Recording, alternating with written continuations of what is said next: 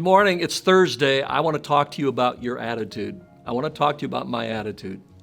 Our attitudes begin with our thoughts. Did you know that psychologists are now catching up with the Bible? Isn't that great? Because psychologists tell us that the way that I think determines the way that I feel, and the way that I feel determines the way that I behave. That's what psychologists are now telling us. Guess what? The Bible's been telling us that for 3,500 years. That life change begins on the inside and begins with my thoughts. That's why the Bible says, be transformed by the renewing of your mind.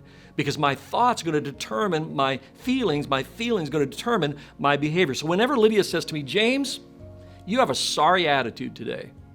You know what I go, yep, you know why? Because I've been thinking some sorry thoughts.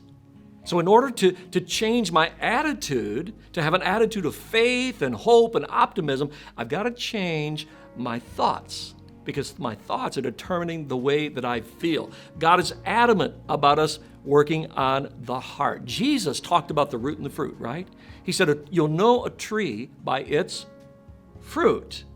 But where does that fruit begin? It begins down in the root system. A lot of people are focusing on the fruit, the behavior, but they're not focused on the inside job, the root system, which is my attitudes, it's my feelings, it's this inside stuff that produces the behavior, the fruit.